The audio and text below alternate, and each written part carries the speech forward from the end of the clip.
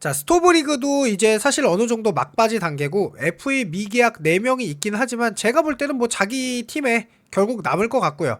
그렇다면은 이제 정말로 스프링 캠프를 떠나기 위해 바로 26시즌을 준비하기 위한 그런 시간이 다가오고 있거든요. 그런데 아직도 이 논란이 끊이지 않고 있는데요.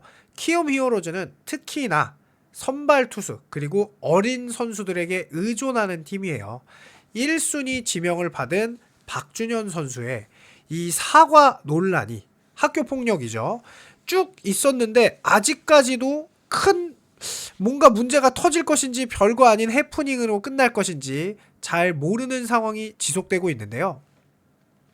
서면 사과 1호를 처분받았었어요. 그러니까 이 박준현 선수가 사과하면 끝나는 일로 그치는 그런 일일 수도 있었는데 이게 지금 서로 이게 입장이 난해해진 상황인데요. 과연 이게 어떤 일인지 알아보는 영상 시작하도록 하겠습니다. 자, 일단 키움 박준영 서면사과 불이행해서 이게 장기화돼 절망입니다. 피해자 측은 A군은 많은 스트레스를 받고 있고 아직 협의된 입장이 없다. 자, 박준현은 지난해 5월 같은 학교 야구부 선수 A군이 폭로한 학폭 행위로 도마 위에 올랐어요. A군은 박준현으로부터 오랜 기간 괴롭힘과 따돌림을 당했고 그를 학폭 가해자로 신고했습니다. 당시 천안교육지원청 학교폭력대책심의위원회는 박준현에 대해 학폭 아님 처분을 내렸어요.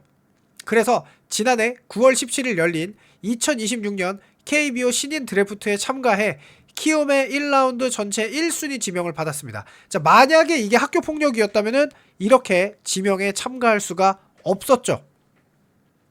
드래프트 날 취재진을 만난 박준현은 학교 폭력 논란에 대한 질문을 받자 저는 떳떳하다고 생각한다. 별로 신경 안 썼고 그냥 하던 대로 했다라고 밝혔어요.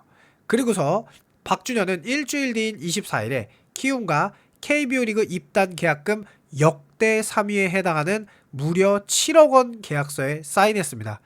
157km의 강속구를 던질 수도 있고 뭐 아직은 변화구는 뭐 1군에서 쓸 수는 없지만 그래도 슬라이드도 꽤 고속 슬라이드를 던지면서 굉장히 자질만큼은 정말 최고의 선수임을 보여주었거든요.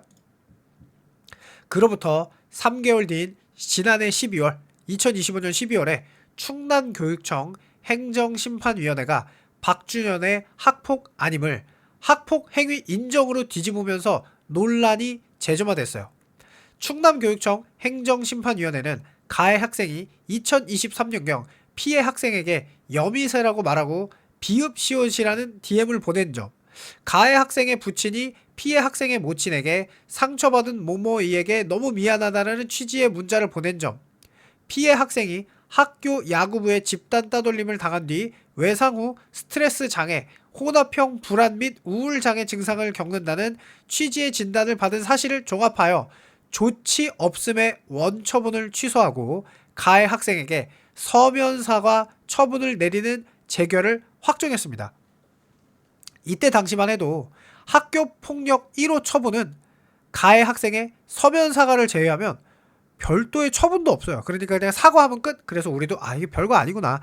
그리고 실제로 뭐 이렇게 DM이라든지 뭐 여미새 정도라든지 이런 정도는 그냥 애들끼리도 충분히 할 수 있는 농담이구나. 그런데 이제 유명한 선수이기 때문에 이게 집중적으로 조명이 된 게 아닌가 싶을 정도였는데, 그래서 이게 서면 사과만 하면은 졸업 후 생활기록부에도 남지 않아 가장 약한 단계의 징계였어요. 그러니까 박준현 선수가 기한 내 서면 사과 명령만 이행하면 끝나는데 이걸 하지 않았습니다. 그러니까 박준영 선수가 어떻게 보면은 당당하다라는 이 입장이 맞을 수도 있는 거죠. 그러면서 이 피해자를 대리하는 법무 측은 현재 피해자 측에서 협의된 입장은 따로 없다. 저희가 할 수 있는 법적인 조치는 다 할 텐데 지금 박준현 선수 측에서 피해 학생 아버지와 이야기하겠다라고 했어요. 그 부분에 대해 구체적인 이야기가 더 진행될지 여부는 시간이 더 필요할 것 같다는 입장을 밝혔습니다. 자, 이 변호사에 따르면 피해 학생은 아직 야구 선수의 꿈을 접지 않았으며 사건이 계속되는 것에 많은 스트레스를 받고 있다. 이 사건에 관한 절차를 아버지에게 일임한 상태다. 변호인은 피해 학생의 아버지와 이야기해서 앞으로의 방향성을 논의해야 한다. 지금 구체적으로 정해진 건 없다라고 덧붙였습니다. 박준현의 소속팀 키움, 이 제일 중요하죠.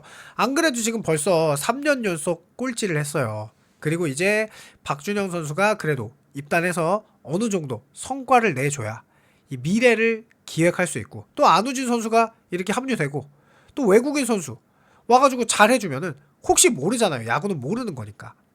그러면 혹시라도 키움이 이렇게 5강 싸움 할 수도 있고, 이런 이렇게 분위기가 좀 이렇게 좋게 흘러가야 되는데 이렇게 팀에 큰 역할을 해줄 것이라고 무려 7억 원이나 뽑은 박준현 선수가 이런 논란에 쌓이니 사실 구단 입장에서도 되게 난처하죠. 그리고 이제 스프링 캠프 가야 되잖아요. 그러니까 키움이 향후 어떤 절차를 밟고 어떤 과정으로 갈지에 대해서는 선수 측에서 결정해야 하는 사안이다.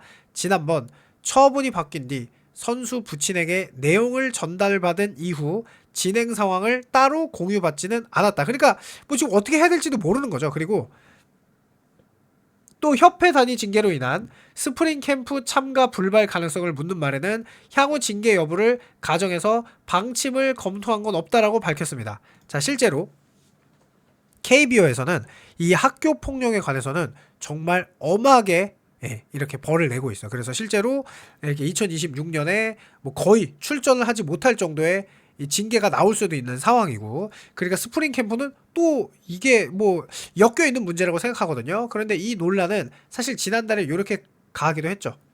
원래는 사과만 하면 끝날 상황이었는데 피해자 아버지는 선처 안 하기로 했다 라고 이렇게 실제로 인터뷰도 했어요.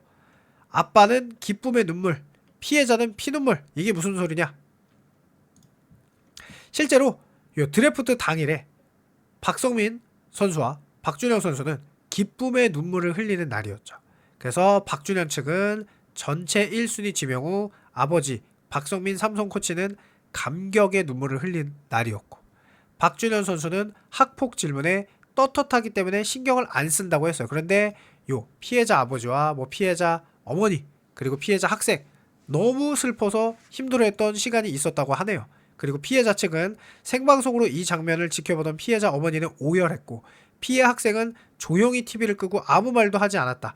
거짓 신고자로 몰리며 고통받던 시간들이 떠올랐다. 실제로 사과를 하면은 이 피해자가 거짓이 아닌데 사과를 하지 않아서 이 피해자가 마치 거짓으로 이 박준영 선수를 신고한 것 같은 그런 느낌이 있기 때문에 뭐 2차 가해가 열렸다 이런 말도 많았었거든요. 그래서 이렇게 정말 우리는 사실 아주 정확한 사실을 알 수 없습니다. 근데 뭐 여러 가지 정황이 있고 알아보신 분들은 또 이 부분에 대해서 어떻게 생각하시는지 궁금한데요. 이런 부분들 댓글 남겨주시면 감사하다는 말씀과 함께 이 KBO 리그 학교 폭력 과연 근절이 될지 없어질지 해야 되는, 반드시 없어져야 하는 일인데 여러분들의 의견 궁금하니까 댓글 남겨주시길 바라면서 영상 마칩니다. 감사합니다.